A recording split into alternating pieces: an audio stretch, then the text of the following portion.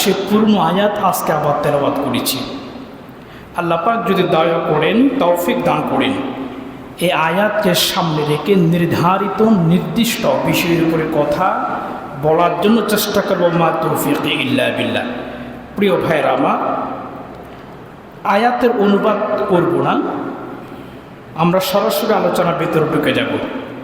আমাদের আলোচনার বিষয় ছিল সূরা ফাতিহা, এটা তাফসীর শেষ করেছি। আজকে হবে সূরা ফাতিহা পাঠ করলে পরে, তেলাওয়াত করলে পরে আমাদের জন্য কি ফায়দা হবে, কোরআন এবং হাদিসের মধ্যে এ ব্যাপারে কি বলা হয়েছে, এবং সূরা ফাতিহা এটা দিয়ে চিকিৎসা করা যায়। দুইটা কথা বলেছি, একটা সওয়াব আর একটা চিকিৎসা। এবং নামাজের মধ্যে সূরা ফাতিহা তেলাওয়াত করা, এটা কতটুকু গুরুত্বপূর্ণ, করলে কি হবে, না করলে কি হবে, এবং এটি বিষয়ে আমাদের মাঝে একটা মতানৈক্য, একটা মতবিরোধ, একটা দলাদলি। সূরা ফাতিহা কেউ বলছে পড়তে হবে, কেউ বলছে পড়তে হবে না, এই বিষয়টা নিয়ে আমাদের মাঝে দলাদলি হয়েছে। আজকে ইনশাল্লাহ এটার সমাধান করব। আর একটা হচ্ছে নামাজের পরে, অর্থাৎ সূরা ফাতিহার তেলাওয়াতের শেষ প্রান্তে গিয়া আমরা পড়ি আমিন, পড়ি কিনা, এই আমিন শব্দ নিয়ে আমাদের মাঝে মতানৈক্য দেখা দিয়েছে। আজকে এই আমিন শব্দের মতানৈক্যের সমাধান ইনশাল্লাহ আমরা করব। সেই জন্য আপনাদের দোয়ার দরকার আছে, যেন নির্দিষ্ট সময়ে কথাগুলো শেষ করতে পারি। তো শুরু থেকে বলছি, সূরা ফাতিহার 25টা নাম আছে। কয়টা বলতে হবে? সূরা ফাতিহার নাম হচ্ছে 25। তোর মধ্যে একটা নাম হলো উম্মুল কোরআন, উম্মুল কিতাব। উম্মুল শব্দের অর্থ হচ্ছে মা। উম্মুল অর্থ কি? মা। কিতাব মানে কিতাব, কোরআন মানে কোরআন। তাহলে উম্মুল কিতাব কোরআনের মা। কিসের মা? কোরআনের মা। সূরা ফাতিহাকে বলা হয়েছে কিসের মা? কোরআনের মা। তাহলে কথা কিন্তু ছোট না বড়? অনেক বড়। পুরা কোরআনটা নির্গত হয়েছে, বের হয়েছে সূরা ফাতিহা থেকে। মুহাদ্দিস একরাম, মুফাসসির একরাম বলতেছেন, সূরা ফাতিহা থেকে কোরআনের জন্ম হয়েছে। সূরা ফাতিহা সৃষ্টি হয়েছে বিসমিল্লাহ থেকে, আর পুরা বিসমিল্লাহ সৃষ্টি হয়েছে বিসমিল্লাহর বা থেকে। বলছে বা থেকে আসলো, বাইয়ের নিচে যে জেরখানা আছে ওটা থেকে। সুবহানাল্লাহ পড়বেন না? প্রিয় ভাইয়েরা আমার, তাহলে এই সূরার নাম হলো এই সূরার নাম হচ্ছে কোরআনের মা। সূরার নাম কি? কোরআনের মা। তাহলে এই সূরা যারা তেলাওয়াত করবে, তাহলে নিঃসন্দেহে তাদের সওয়াব কোনো প্রকার কম হওয়ার সুযোগ নেই। এই সূরা নিয়ে বিস্তারিত কথা যেহেতু আগে বলেছি, ওগুলো আর বলবো না, যেগুলো বাকি শুধু সেগুলোই বলবো। এই সূরা নিয়ে নবীদের কাছে একজন ফেরেশতা, মনে রাখবেন সেটা জিবরাইল নয়। আবার বলছি, আমার নবীজির কাছে ওহী নিয়ে আসতেন কে? জিবরাইল আলাইহিস সালাম। কিন্তু এই সূরার সংবাদটা জিবরাইল না দিয়া আল্লাহ পাক আরেকজন ফেরেশতা পাঠালেন। অবশ্য সেটা মিকাইলও নয়, না সরি, ইসরাফিলও নয়। এটা কেন বলছি? নবীজির কাছে যখন ওহী আসতো, জিবরাইল আনতেন, মাঝে মধ্যে দু এক সময় ইসরাফিল আনতেন। কথা বুঝতেছেন? মাঝে মধ্যে ইসরাফিল আলাইহিস সালাম দু একবার এনেছেন। কিন্তু এই সূরার যে সংবাদটা দিচ্ছেন, এটা জিবরাইলও নয়, ইসরাফিলও নয়, অন্য একজন ফেরেশতা। তাহলে এই সূরার সম্পর্কে স্পেশাল যে সংবাদ, যে স্পেশাল ফেরেশতা যদি দিয়ে নিয়ে আসা হয়, তাহলে বোঝা যাচ্ছে এই সূরার সংবাদটা নিশ্চয় অনেক অনেক অনেক বেশি গুরুত্বপূর্ণ হবে। দেখি আমরা শুনি ঘটনাটা। হাদিসের মধ্যে বলা হয়েছে, নাসাই থেকে নোট করলাম।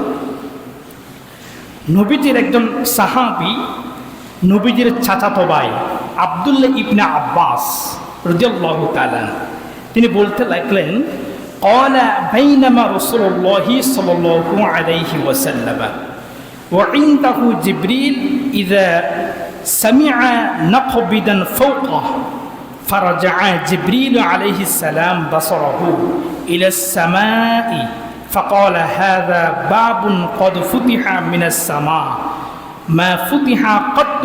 قال فنزل منه ملك فأتى النبي صلى الله عليه وسلم. তিনি বলতে লাগলেন যে আব্দুল্লাহ ইবনে আব্বাস বলছেন, আমরা নবীজির সাথে বৈঠকে বসে আছি। নবীজি হাদিস বর্ণনা করেন আর সাহাবারা সেটা নোট করেন। আমরা বসে আছি, ইতিমধ্যে জিব্রাইল ফেরেশতা আসছেন, চলে আসছেন, আমাদের বৈঠকে তিনি আছেন। হঠাৎ করে একটা শব্দ শুনতে পাচ্ছি, যে শব্দটা দরজা খুললে যেরকম শব্দ হয়, দরজা খোলার শব্দ। কথা বুঝতেছেন আমার? এখন মনে করেন আমরা এখানে বসে আছি, এখানেও যদি দরজা খোলার শব্দ এই মুহূর্তে শুনতে পাই, আমরা একটু বিচলিত হব না? একটু বিচলিত হব। কেন? আমাদের মসজিদের দরজার সবগুলো তো খোলাই আছে, তাহলে দরজা খোলার শব্দ প্রত্যেকে আসবে। নবীজির বৈঠকে হঠাৎ করে দরজা খোলার শব্দ শুনতে পাওয়া গেল। নবীজি এবং সাহাবীরা সকলে এদিক ওদিক তাকাচ্ছে, দরজা কোন থেকে খোলা হলো। জিবরাইল আমিন ফেরেশতা বললেন, হুজুর এদিক ওদিক তাকানোর দরকার নাই, ওটা আসমানের দরজা খোলার শব্দ শুনতে পেয়েছেন। সুবহানাল্লাহ। কিসের দরজা? কদ ফুতিহা মিনাস সামা। ইয়া রাসূলুল্লাহ, আসমানের একটা দরজা খোলা হয়েছে, ওই দরজার সাউন্ড আপনি শুনতে পেয়েছেন। মা ফুতিহা কাত্তুন, এটি এমন একটি বিশেষ দরজা, এই দরজাটা সৃষ্টির পর থেকে কেবল আজকেই খোলা হয়েছে, এর আগে কোনোদিন খোলা হয় নাই, কেবল শুধুমাত্র আজকে খোলা হয়েছে, এর আগে কোনোদিন দরজা খোলা হয় নাই। তাহলে এবার নবীজি এবং সাহাবীরা সকলের দিকে তাকালেন, দেখতে পাচ্ছেন দরজাটা খুলে একজন ফেরেশতা ওখান থেকে বের হয়ে নেমে সোজা নবীজির কাছে চলে আসছেন। সুবহানাল্লাহ পড়েন।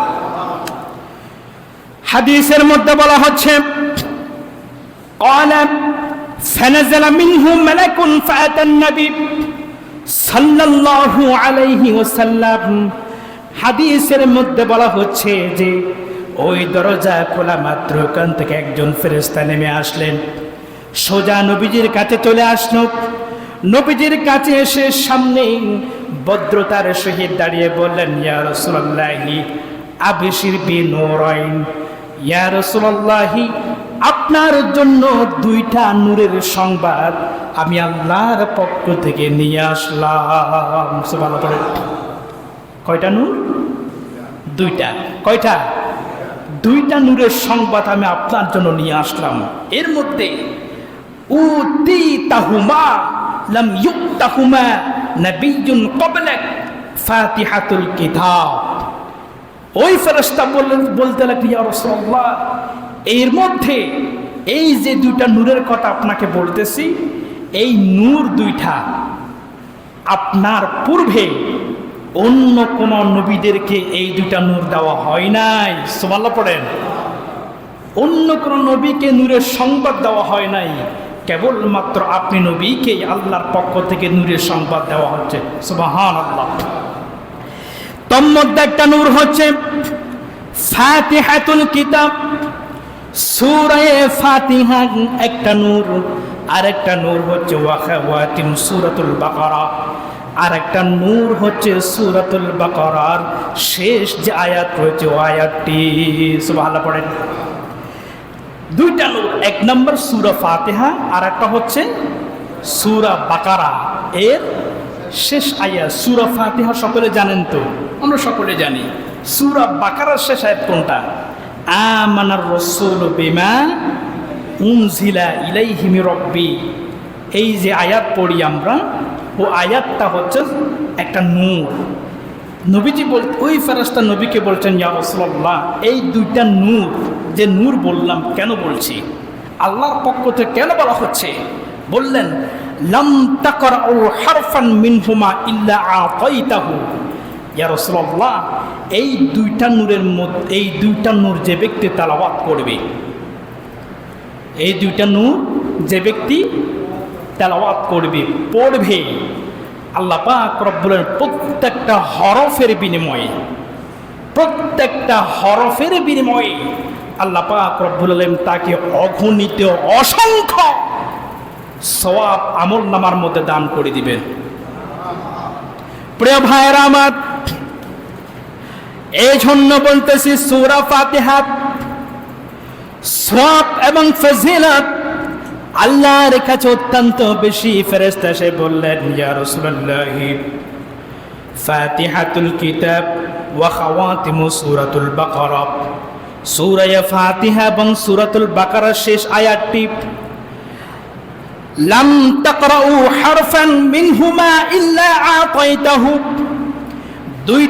এই দুইটা সূরা যে ব্যক্তি তেলাওয়াত করবে, প্রত্যেকটা হরফ গুনে গুনে অসংখ্য অগণিত সওয়াব আল্লাহ পাক বান্দার আমলনামার মধ্যে দান করে দিবে। প্রিয় ভাইয়েরা আমার, এই জন্য আপনার সিদ্ধান্ত গ্রহণ করতে হবে। আমি যখন নামাজের মধ্যে তেলাওয়াত করব, নিয়ত করব, নবীজি বলেছিলেন, যেই ব্যক্তি নাকি সূরা ফাতিহা তেলাওয়াত করবে, এমনি স্বাভাবিকভাবে একটা হরফ তেলাওয়াত করলে 10টা করে সওয়াব পাওয়া যায়। কিন্তু নবীজি বলেছেন, যেই ব্যক্তি সূরা ফাতিহা পাঠ করবে, তেলাওয়াত করবে, 10টি নয় বরং অগণিত সওয়াব দান করবে। নামাজের মধ্যে যখন তেলাওয়াত করব, তখন মাথায় রাখবো আমাকে সওয়াব দেবে, কিন্তু 10 নাকি অগণিত। কথা বলেন, অগণিত। নিয়তটা মাথায় রাখবেন আর তেলাওয়াত করবেন। আপনার তেলাওয়াত শেষ হতে দেরি হবে, ওই যে আপনার পিঠের কাঁধের মধ্যে কিরামান কাতিবিন বসে আছে, তাৎক্ষণিক লিখে ফেলবে অগণিত সওয়াবের সংখ্যা। প্রিয় ভাইয়ের আমার, এরপরে নামাজ শেষ করে যখন সময় হবে, সময় না হলে বের করে নেবেন, সময় না থাকলে হাঁটতে হাঁটতে পড়বেন। কোনটা? আমানার রাসূলু বিমা উনজিলা ইলাইহি মির রাব্বিহি ওয়াল মুমিনুন কুল্লুন আমানা বিল্লাহি ওয়া মালাইকাতিহি ওয়া কুতুবিহি ওয়া রুসুলিহি লা নুফাররিকু বাইনা আহাদিম মির রাসূলি। এই যে আয়াতটা আছে শিখে নেবেন। সূরা বাকারা কোন আয়াত? কোন আয়াত? 285। অনেকে মনে থাকবে না। সূরা ফাতিহার, সূরা বাকারার শেষ আয়াত। আবার বলছে সূরা বাকারার, একটু জিকির করেন, সুবহানাল্লাহ ওয়ালহামদুলিল্লাহ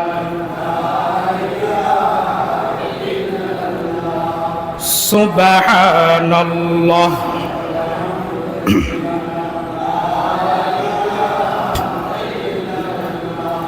তোমাটি খেয়ে পড়ে অবাধ্য হই কেমন করে, তোমাটি খেয়ে পড়ে অবাধ্য হই কেমন করে, বুঝে না পাই কোনো ভাষা, বুঝে না পাই কোনো ভাষা, শুকর গুজার করার আল্লাহ সুবহানাল্লাহ লা ইলাহা ইল্লাল্লাহ সুবহান।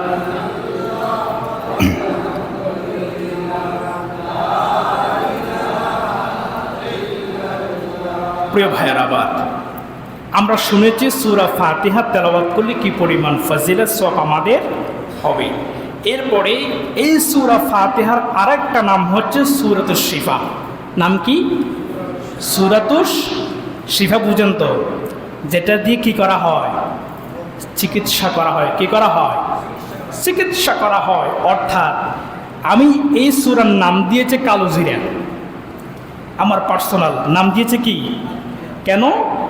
কালো জিরা নাকি সকল রোগের মহা ঔষধ। এটা কাজ করে না এরকম রোগ নেই। আর সূরা ফাতিহা কাজ করে না এমন কোনো রোগেই নেই। সব রোগের জন্য মহা ঔষধ এটা হচ্ছে সূরাতুল ফাতিহা। হুজুর কেমনে কেমনে? নবীজির সাহাবীরা, এটা হাদিস, এটা এখন যে হাদিসটা পড়ছি এটা সহিহ বুখারীর হাদিস, দ্বিতীয় খণ্ড। নবীজির সাহাবীরা একদিন কোথাও গিয়েছিলেন, ওখান থেকে আসতেছিলেন। হযরতে আবু সাঈদ খুদরি রাদিয়াল্লাহু তাআলা আনহু থেকে হাদিসটি বর্ণিত। তিনি বলছেন, ক্বালা কুন্না মিন মাসিরিল লানা ফানাযালনা ফাজাআত জারিয়াতান ফাকালাত ইন্না সাইয়্যিদাল হাইয়্যি সালিবুন। তিনি বলতে লাগতেন, আমরা যখন পুরা সাহাবী সকলে একটা জায়গা থেকে বের হয়ে আসতেছিলাম, রাস্তার পথিমধ্যে একজন ছোট্ট বালিকায় বলা হয়েছে, একজন বালিকা আমাদের সামনে এসে দাঁড়িয়ে গেল। তিনি এসে আমাদেরকে বলছেন যে আমাদের গোত্রের যিনি সর্দার, ভালো করে খেয়াল করবেন, আমাদের গোত্রের সর্দারকে সাপে কামড় দিছে। সর্দারকে কি দিছে? সাপে কামড় দিছে। সাপে কামড় দেওয়ার কারণে উনি এখন অসুস্থ, বাঁচানোর কোনো সুযোগ আমাদের কাছে নেই। তবে তৎকালীন ওজা ছিল, কবিরাজ ছিল, সাপড়ে ছিল। আমাদের গোত্রের মধ্যে সাপে কামড়ালে যিনি চিকিৎসা করে, যে ডাক্তার, ও ইন্না নাফারনা গাইবুন, যে ডাক্তার ছিল সে ডাক্তার আজকে নেই, তিনি কোথাও গিয়েছেন, আমাদের মধ্যে আজকে নাই। এখন ডাক্তার যেহেতু নাই, রোগী কি বাঁচবে? চিকিৎসার দরকার আছে না? এখন চিকিৎসা করবে কি? তা আপনাদের মধ্যে যদি ঝাড়ফুঁক করতে পারে এরকম যদি কোনো এক্সপার্ট থাকে, একটু আমার সাথে চলুন, আমাদের সর্দারকে বাঁচাতে হবে। আচ্ছা, সাহাবীদের মধ্যে এরকম মনে হয় এরকম চিকিৎসা করতে পারে ব্যক্তি আছে? আসলেই নাই। একটা প্রসঙ্গত একটা কথা বলে রাখি, এটা বলতে হচ্ছে, বর্তমান সময়ে আমাদের চট্টগ্রাম এখন আক্রান্ত হয়নি, কিন্তু কয়েকটা ডিস্ট্রিক্টে পাওয়া যাচ্ছে রাসেল ভাইপার, নাম শুনেছেন অনেকে, একটা সাপের নাম বলেছি। ওটা নাকি 100 বছরের মধ্যে ছিল না, এই গত কয়েকদিন ধরে এটা পাওয়া যাচ্ছে। এটা যদি কাউকে কামড় দেয়, মারাত্মক অসুবিধা, মানুষকে বাঁচানো সম্ভব নয়। এই সাপের মধ্যে 6 ধরনের বিষ আছে, এবং যে অ্যান্টিবডিগুলো আমাদের মধ্যে পাওয়া যাচ্ছে, এই অ্যান্টিবডিগুলো ওই সাপের কাছে মাত্র 20% কাজ করে, 80% কাজ করেই না, এরকম তথ্য দিয়েছে। তবে আজকে সকালে পেয়েছি ওটাও নাকি আবিষ্কার হয়ে গেছে, এখন চিকিৎসা করা যাচ্ছে। আমি 12টার দিকে সংবাদটা পেয়েছি। তো যাই হোক, ওটা বলছে এই কারণে, ওই সাপটা এরকম নদীর তীরে জঙ্গলে পাওয়া যাচ্ছে। আপনারা একটু সতর্ক থাকবেন, যেহেতু নদীটা কাছে আছে, সতর্ক থাকবেন। আর যদি কোনো ধরনের সমস্যা হয়ে যায় তাৎক্ষণিক চিকিৎসকের পরামর্শ নেবেন। যাই হোক, বলেছিলাম সর্দারকে কিসে কামড় দিছিল? সাপে কামড় দেওয়ার কারণে চিকিৎসা করবে কি? এখন সাহাবীদের মধ্যে একজন সাহাবী ছিলেন, উনি একটু ব্যতিক্রম। কথা বুঝতেছেন আমার? ব্যতিক্রম বলতে উনি একটু মজা টাইপের করেন হয়তো। উনি বললেন, সমস্ত সাহাবীরা চুপ, কারণ কেউ তো এই কাজগুলো করে না। একজন সাহাবী দাঁড়িয়ে গেলেন, চলেন। বুঝেন না কথা? কেউ সাহস করে না, একজন দাঁড়িয়ে বলল চলেন। সাহাবীরা বললেন, কিরে কই যায়?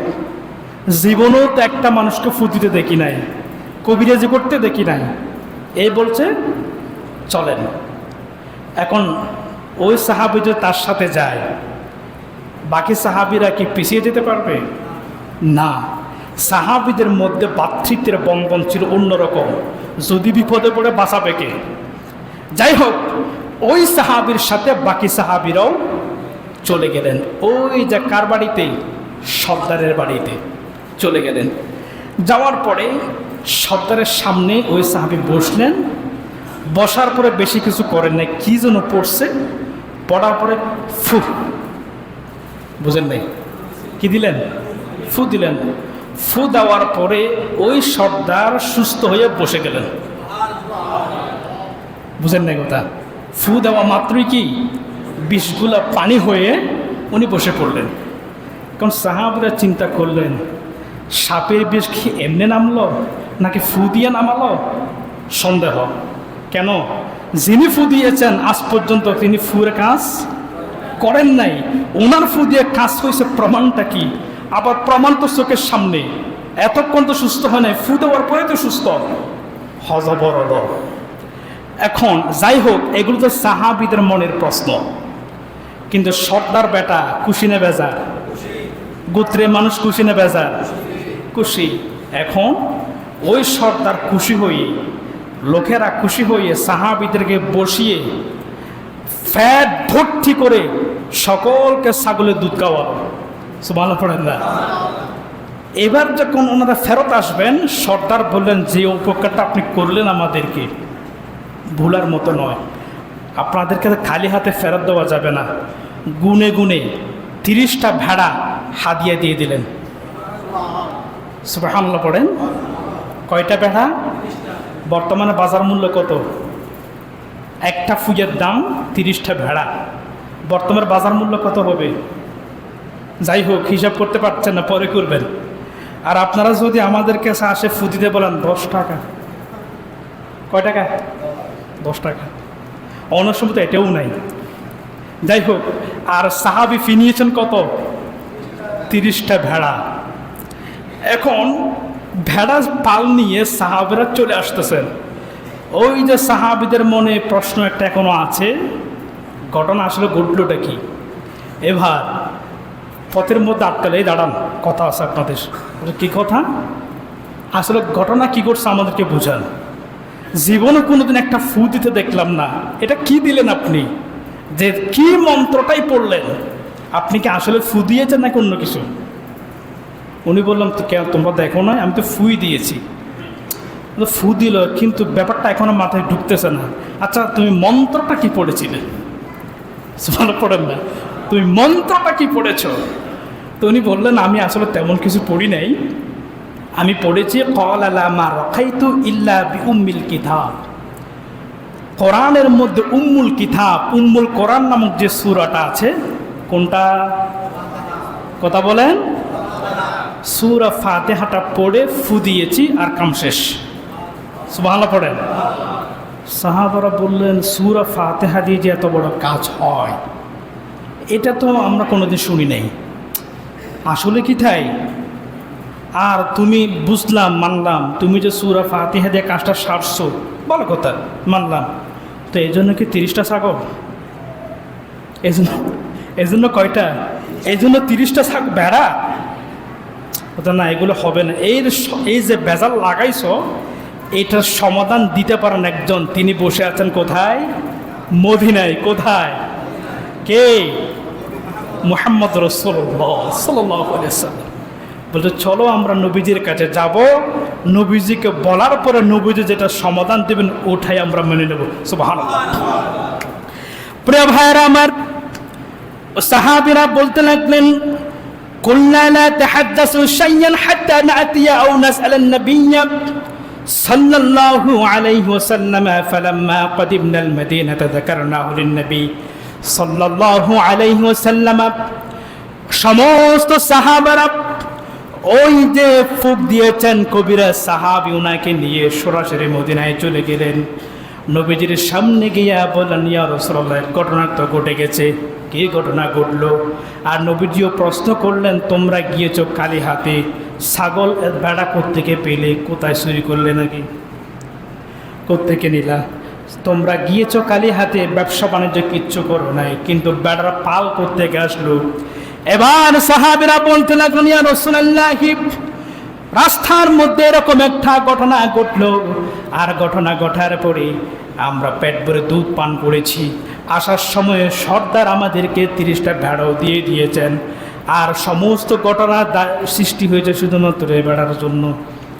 আর এই বেড়া নাকি বলতেছে কি যেন সূরা ফাতিহা বলে ফু দিয়েছে, কাম হয়েছে। এবার নবীজি মুস্কি মুস্কি হাসি দিয়ে তারে বলেন, সূরা ফাতিহা দিয়ে যে কাম হয় তুমি কেমনে জানো? সুবহানাল্লাহ বলবেন না? সূরা ফাতিহা দিয়ে এত বড় কাম হয় তুমি কেমনে জানো? ইয়া রাসূলুল্লাহ, এটা জানি। আপনি একদিন একটা সময়ে একবার বলেছিলেন সূরা ফাতিহার নাম নাকি সূরা শিফা। হুজুর আমি শুনেছিলাম একদিন, এরপর আর বলেন নাই আপনি। তো চিন্তা করলাম নবীজির হাদিস মুখের কথা কখনো বৃথা যেতে পারে? যেহেতু কেউ কাজটা করে নাই, নবীজি যেহেতু মুখ দিয়ে বলেছেন, আজকে সুযোগটা কামে লাগাই। সুবহানাল্লাহ বলবেন না? নবীজি মুস্কি হাসতে বলেন, মাশাআল্লাহ, আসলেই তুমি সত্য কাজ করেছো। হ্যাঁ, এই সূরা দিয়ে যদি কেউ জারফুক করে, যত বড় বিষ হোক না কেন, যত বড় রোগ হোক না কেন, ঈমান নিয়ে যদি তুমি সত্যিকারভাবে ফু দিতে পারো, সাপের বিষ নয়, বাইপারার সাথে বহু মারাত্মক বিষ হলেও মুহূর্তের মধ্যে পানি করে দিবেন কে? নবীজি বলছেন, হাদিয়া যেহেতু নিয়েছো, শুনেছো কার থেকে? আমার থেকে। আমার ভাগ আমি চাই। সুবহানাল্লাহ, আমার ভাগ আমি চাই। বললেন, ইন্নাহা রুকিয়াতুন আকসামু আদরিবুলি বিসাহমিন। এই বেড়ার পালগুলা সকলে ভাগ করো, বাগে যুগে নাও, আমার জন্য একটা ভাগ রাখবা। সুবহানাল্লাহ পড়ে।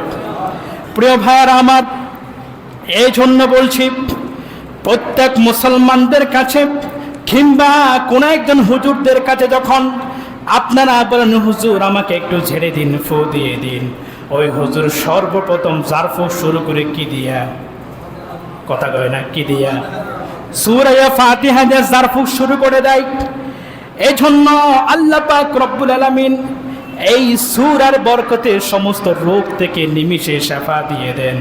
আমি আপনাদেরকে কথা বলছি, আপনার নাতি আছে, বাড়ির মধ্যে সন্তান আছে, কিংবা অন্যরা যারা আছেন, তাদেরকে যদি কোনো সময় ফুয়ের প্রয়োজন হয়, জারফুকের প্রয়োজন হয়, সব সময় হুজুরদের কাছে দৌড়াদৌড়ি করার কোনো প্রয়োজন নাই। আপনার সন্তান অসুস্থ হয়েছে, আপনার নাতি অসুস্থ হয়েছে, আপনার ছোট্ট ভাইটি অসুস্থ হয়েছে, তাৎক্ষণিক দেরি করবেন না, সূরা ফাতিহা পড়ে তাকে ফু দেওয়া শুরু করবেন, শেফা দান করে দিবেন কে? বলতে মুসলমান ভাইয়েরা আমার কথা ভুল হতে পারে, আমার কথা কাজ নাও করতে পারে, কিন্তু আমি কথা যেগুলো বলেছি একটাও আমার কথা নয়, সব কথা বলেছেন নবীজি মুহাম্মদ রাসূলুল্লাহ সাল্লাল্লাহু আলাইহি ওয়াসাল্লাম। চোখের পানি ছেড়ে দিয়ে আল্লাহর কাছে বলো, আল্লাহ আমি তো গুনাহগার বান্দা, কিছুই করতে পারি না, আমার কলেজার টুকরো সুস্থ হয়ে গেছে, আবার বাইটা সুস্থ হয়ে গেছে, নাতিটা সুস্থ হয়ে গেছে, এই মুহূর্তে কোনো দিকে যাওয়ার সুযোগ আমার নাই, আমি কোনো রাত্রিবেলা হুজুরকে খুঁজে পাবো না। আল্লাহ তোমার নবীর কাছে শুনতে পেয়েছি যে নাকি তুমি সূরা ফাতিহা পড়ে ফু দিলে নাকি তুমি শেফা দান করে দাও। আল্লাহ আমি সূরা ফাতিহা পাঠ করে ফু দিয়ে দিলাম, শেফা দেওয়ার মালিক তুমি স্বয়ং আসমান। আল্লাহু আকবার। প্রিয় ভাইয়েরা আমার, এই জন্য মনে রাখবেন সূরা ফাতিহা সবসময় তেলাওয়াত করার জন্য চেষ্টা করবেন। আর চেষ্টা করলে পরে যখন পড়বেন, দুইটা ফজিলত আপনার কাছে আসবে। প্রথমে বলেছি সওয়াব পাবেন সংখ্যায় নাকি অসংখ্যায়? অসংখ্য। আর যদি রোগের জন্য পড়েন, শেফা দেবেন কে? জিকির করেন সুবহানাল্লাহ, লা ইলাহা সুবহানাল্লাহ,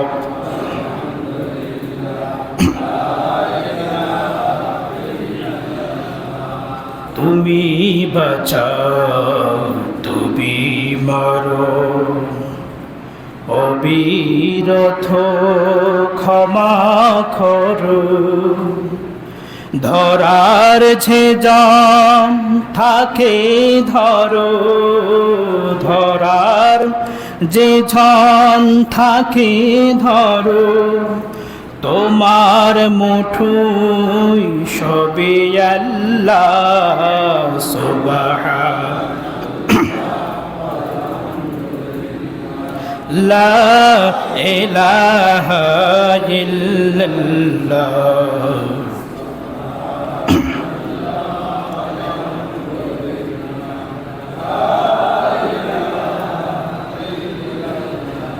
আল্লাহ পাক আমাদের সকলকে বুঝার এবং আমল করার তৌফিক দান করুন। দুইটা বিষয় শেষ হয়েছে, বাকি আছে আরও কয়টা? শুরুতে যারা ছিলেন তাদের মনে আছে, মাঝখানে যারা ছিলেন হা করে তাকাই আছেন, তাকাই থাকেন আপনারা। সূরা ফাতিহা যদি নামাজে পাঠ করি, অর্থাৎ নিয়ত করলাম, সানা পড়লাম, এরপরে কি পড়ব? কথা কয় না, কি পড়ব? সূরা ফাতিহা তেলাওয়াত নিয়ে আমাদের মাঝে বিবাদ আছে। কেউ বলেছেন সূরা ফাতিহা যদি না পড়ি, মনে রাখবেন আমি জামাতের কথা বলছি, এমনি স্বাভাবিক নয়, স্বাভাবিকভাবে পড়তেই হবেই। জামাতে যখন দাঁড়াবেন, ইমাম যখন কেরাত পড়া শুরু করবে, তখন আপনি পড়বেন নাকি চুপ থাকবেন? আপনারা বলেন কি পড়বেন? চুপ থাকবেন। কিন্তু কিছু কিছু আলেমরা বলছেন লা সলাতা লিমান লাম ইয়াকরা বিফাতিহাতিল কিতাব, যেই নামাজের মধ্যে সূরা ফাতিহা তেলাওয়াত হয় না, সেই নামাজ আল্লাহ কবুল। কত সত্য। কিন্তু আমাদের উলামায়ে কেরামগণ বলছেন ইমাম যখন সূরা ফাতিহা তেলাওয়াত করবে, তখন আপনি তেলাওয়াত করতে পারবেন না, চুপ টিমের আপনাকে শুনতে হবে। তাহলে এই যে এক গ্রুপ বলছে পড়তে হবে, আর এক গ্রুপ বলছে পড়া যাবে না, দুইটা গ্রুপ হয়েছে, এবার লাগছে মারামারি। সমাধানটা আসলে কি জানার দরকার আছে না নাই? জেনে নেন। আমাদের মাযহাবের সংখ্যা কয়টি? কথা বলতে হবে, 4টি। শাফিঈ যে মাযহাবটা আছে, যেটা নাকি আরব কান্ট্রিরা বেশি অনুসরণ করে, ইনাদের ফতোয়া হচ্ছে ইমাম পড়ুক কিংবা না পড়ুক, নামাজে একা দাঁড়ান কিংবা জামাতে দাঁড়ান, আপনাকে সব সময় নিয়ত করার পরে সূরা ফাতিহা পড়া আপনার জন্য ওয়াজিব। ফতোয়া কাদের? শাফি মাযহাব। কাদের? শাফিঈ মাযহাব। মাযহাব কয়টা গেল?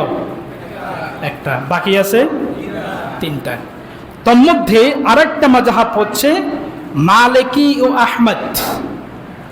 মালিকি ও আহমদ ইবনে হাম্বলি, দুই মাযহাবের মিলে ফতোয়া দিয়েছে একটা, সেটা হচ্ছে জামাতে যখন দাঁড়াবেন, দাঁড়ানোর পরে ইমাম সাহেব যখন জোহর এবং আসর পড়াবেন, কেরাত শুনতে পাই?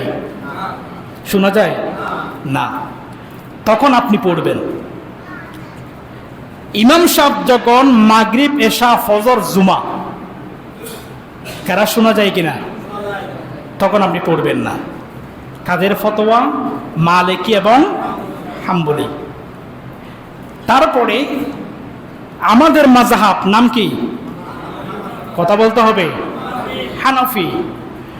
হানাফি মাযহাবের ফতোয়া হচ্ছে ইমাম সাহেব যখন নামাজে দাঁড়াবেন, উনি ছোট করে হোক কিংবা বড় করে হোক, চুপিসারে হোক কিংবা জোরে হোক, কেরাত তো পড়ছেনই, হ্যাঁ পড়তেছেন।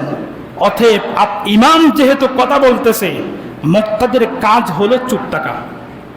মুক্তাদের কাজ কি?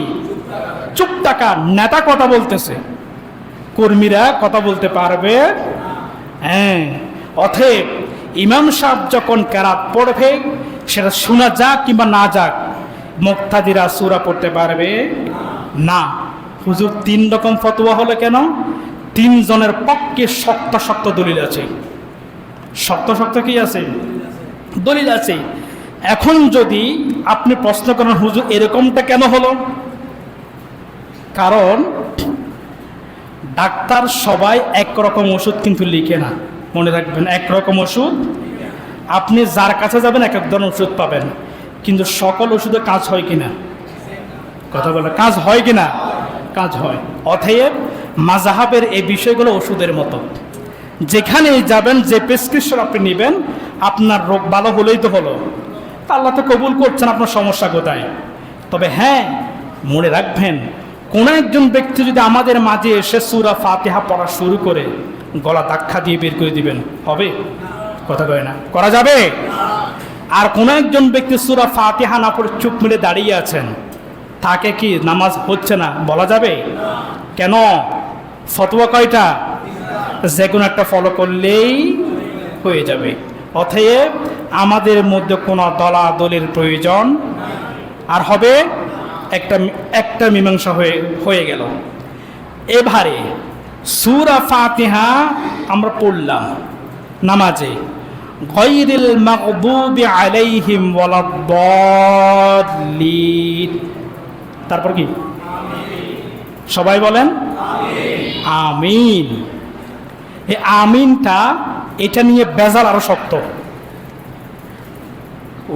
নামাজে সূরা পড়বো কিনা এটা চাইতে আমিন বলা নিয়ে জামাল আরো কি বেশি। এটা নিয়ে কথা শোনেন। নবীজির একটা হাদিস হচ্ছে, ক্বালা ইযা ক্বালাল ইমাম গায়রিল মাগদুবি আলাইহিম ওয়ালাদ-দাল্লিন ফাকুলু আমিন ফাইন্নাহু মান ওয়াফাকা কওলাহু কওলাল মালাইকা গুফিরা লাহু মা তাকাদ্দামা মিন যামবিহি। নবীজির হাদিস, নবীজি বলছেন ইমাম সাহেব যখন বলবে গায়রিল মাগদুবি আলাইহিম ওয়ালাদ-দাল্লিন ফাকুলু, তোমরা সকলেই বলো আমিন। কে বলছেন? নবীজি বলছেন তোমরা সকলেই বলো আমিন। কেন বলবো জানো? কারণ মাগদুবি আলাইহিম ওয়ালাদ-দাল্লিন যখন পড়ে আসমানের সমস্ত ফেরেশতারা তখন বলে আমিন। বুঝেন নাই কথা? ফেরেশতারা কি বলেন? তাদের আমিনের সহিত যদি তোমার আমিনটা মিলিয়ে দেওয়া যায়, আল্লাহ পাক রব্বুল আলামিন জীবনের গুনাহগুলো মাফ করে দিবেন। লাভ না কথি? কথা বলেন লাভ। এখন এই যে মাগদুবি আলাইহিম ওয়ালাদ-দাল্লিনের পুরো আমিন বলতে হবে, এটা নিয়ে কোনো দ্বিমত নাই। সমস্ত মাযহাব একমত, আমিন বলতে হবে। বেতাল হুজুর জামালাটা কোথায়? আমিনটাকে আস্তে করে বলবো নাকি আমিন করব? জামালা কোন জায়গায়? জোরে? ওটা আমি বলবো, আপনি কেন বলতেছেন? আপনি বলতে জামালা বেশি হয়ে যাবে। কি বলছি? আমিনটাকে জোরে বলবো নাকি আস্তে বলবো? জামালা। এবার ফতোয়ায় আসেন। ফতোয়া হচ্ছে মাযহাব কয়টা? কথা বলতে হবে। 4টা। 4টা মাযহাবের মধ্যে মাযহাবগুলো 2 ভাগে বিভক্ত হয়ে গেছে। শাফিঈ ও আহমদ ওরা বলতেছেন যে আমিনটা জোরে বলে দিতে হবে। ইমাম সাহেব বলবেন, মুক্তাদিরও বলে দিবেন। যার কারণে মক্কা মদিনায় যারা গিয়েছেন, আল্লাহ পাক তো যাওয়ার সুযোগ দিয়েছেন, কানে শুনতে পেয়েছি। আপনারাও যারা গিয়েছেন, ইমাম সাহেব বলেন কি? ইমাম সাহেব নিজে বলেন কিন্তু, হ্যাঁ, গায়রিল মাগদুবি আলাইহিম ওয়ালাদ-দাল্লিন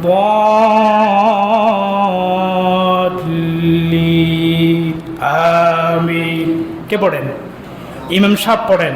আর পড়ার সাথে সাথে কাবার চত্বরে কিংবা মসজিদে হারামের চত্বরে তখন এমন একটা সুন্দর আওয়াজ, ওটা আমিন, শুনতেও ভালো লাগে। তখন এরা কোন মাযহাব ফলো করে? কথা বলেন, কোন মাযহাব? শাফিঈ। আমাদের হানাফি মাযহাবের মত অনুসারে হচ্ছে, আপনি ইমাম সাহেব নিজে পড়তেছেন মনে মনে, আপনিও মনে মনে বলে দেন আমিন। তাহলে আমাদের মাযহাবের নিয়ম হচ্ছে আপনি চুপি সারে পড়বেন, আর তাদের মাযহাবের নিয়ম অনুসারে হচ্ছে উচ্চ স্বরে পড়বেন। আপনি যেটাই পড়েন না কেন কবুল করছেন কে? তাহলে আমাদের মাঝখানে যদি কেউ এসে আমিন জোরে বলে তারপর মারে দিব, কথা কর না, গলা ধাক্কা দিয়ে বের করে দিব, ওরা শিক্ষিত হতো নাকি বলা যাবে না? বলা যাবে না। আমাকে বুঝতে হবে উনি আমিন জুড়ে বলুক কিংবা আস্তে বলুক, তাও তো নবীজির হাদিস নাকি? সুন্নার বাইরে তো যায় নাই। উনি যদি কোরআন সুন্নার বিরুদ্ধে করে কোনো কাজ করে, তখন তার একদিন কি আমার একদিন, ঠিক কিনা?